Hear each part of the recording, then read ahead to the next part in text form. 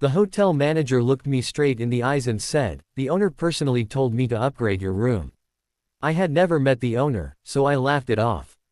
But when I opened the envelope waiting on the desk, my smile disappeared.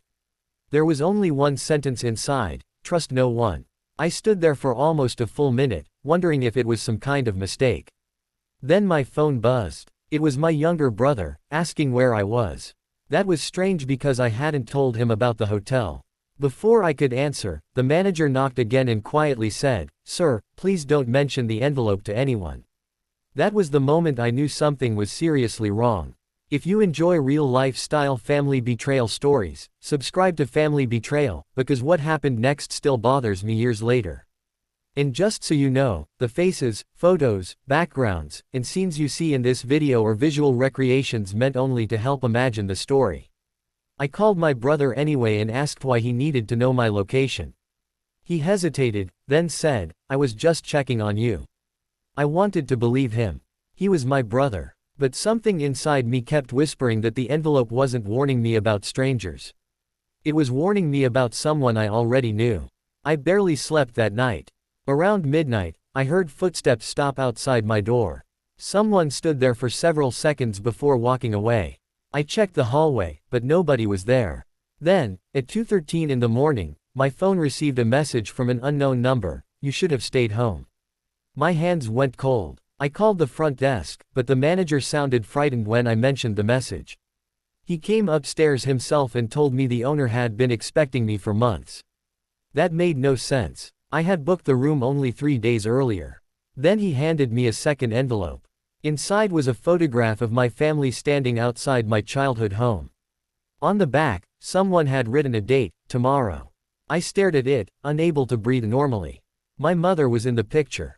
My brother was beside her. And behind them stood a man I recognized immediately. He had been my father's business partner before my father died. I thought he had disappeared years ago. The manager looked at me and whispered, "Now you understand why the owner told me not to let you leave alone." But I still didn't understand the biggest question: why was my family meeting a man who was supposed to be gone? The next morning, I drove home without telling my brother. I kept thinking about that photograph and the date written behind it. When I arrived, everything looked normal. Too normal. My mother opened the door and hugged me, but she wouldn't look directly at me. My brother came downstairs a few minutes later and immediately asked, "Why didn't you tell me you were coming?" I asked him about the photograph. His face changed. He denied knowing anything, but I noticed his hands trembling. Then my mother quietly said, "Your father left something for you." She took me into his old study and opened a locked drawer. Inside was a folder with my name on it. I expected a will or some old documents. Instead, I found bank records, property papers, and a letter written by my father shortly before he died. The first line made my stomach drop: "If you are reading this, they have finally realized I kept the truth from them." I looked at my mother.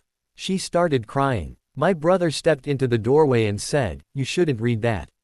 For the first time in my life, I was afraid of my own family. And then I saw the final page. It revealed that my father hadn't died believing his business was failing. He had discovered someone close to him had been stealing from the company for years. And the name in his records was my brother's. I wanted to believe there was another explanation. I confronted my brother, and he swore he had never stolen anything. Then he told me something that changed everything. Our father had been investigating the hotel owner, not him. The owner had secretly purchased several properties connected to our family, and my father believed someone was using our business to hide the transactions. Suddenly the warning made sense.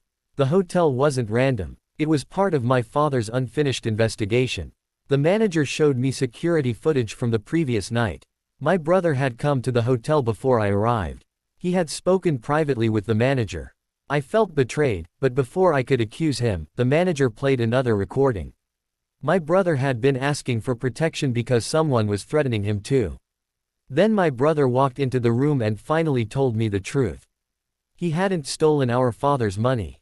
He had been secretly paying it back after discovering that our father's business partner had taken it. He had kept quiet because he was afraid the man would hurt our mother. The man in the photograph wasn't gone at all. He had been watching our family for years. The hotel owner had helped my father expose him, and the envelope was meant to force me to question everyone, even the people I loved. I realized the biggest betrayal wasn't that my brother had lied. It was that fear had convinced all of us to hide the truth from one another. We confronted the business partner with the evidence, and the authorities handled the rest. Months later, my brother and I finally sat together in our father's study and read his last letter completely. He had written, "Money can be replaced.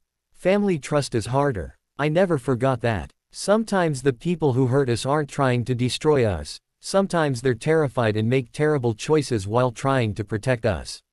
If I had trusted my first suspicion, I might have destroyed my family forever.